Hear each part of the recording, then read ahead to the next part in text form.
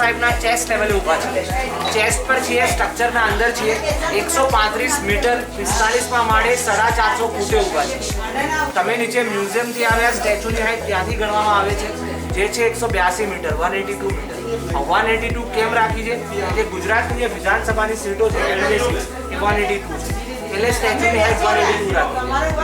આ જગ્યા કેમ પસંદ કરી? કેમ કે તમે સામે જોઈ શકો છો ડેમ, સરદાર સરોવર ડેમ નર્મદા નદી પર. જે સરદાર સાહેબનું સપનું હતું, એમનું ડ્રીમ હતું ડેમ બનાવવાનું. આજે એમના દિલમાં, એમના હૃદયમાં ભરીને આપણે સામે ડેમ જોવાનું.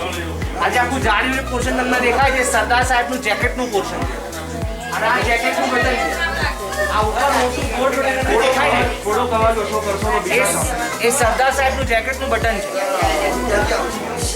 ઉપરથી બીજું, નીચેથી ચોથું. અત્યારે આપણે બીજા ત્રીજા નંબરના બટનના વચમાં ઉભા છીએ. આજે બહારના જે આઉટર પાર્ટ્સ તમને દેખાય છે એમના સ્ટોલના ભાગ. સ્ટેચ્યુ બનાવવામાં 85% કોપર, 5% ઝિંક, ટીન અને લેડનો ઉપયોગ કર્યો છે. સ્ટેચ્યુના આર્કિટેક્ટ છે ડોક્ટર રામ વી સુથાર, જે મહારાષ્ટ્રના ધુલે ડિસ્ટ્રિક્ટના ગોંદુર ગામના રહેવાસી.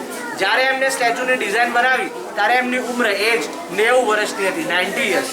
અત્યારે એમની એજ 96 યર્સની છે. હાલ પણ એ કામ કરે છે.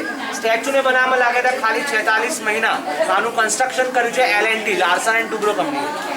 બહાર જે બે સ્ટીલ સ્ટ્રક્ચર્સ છે ગ્લાસની, તમારે એ જોવાના છે. પાછળનું બે વિડીયો, પછી તમારે નીચે મ્યુઝિયમમાં જવાનું. તમારી ટિકિટમાં ઇન્ક્લુડ છે ડેમ વ્યૂ પોઈન્ટ અને વેલી ઓફ ફ્લાવર્સ. થેન્ક યુ, ધન્યવાદ.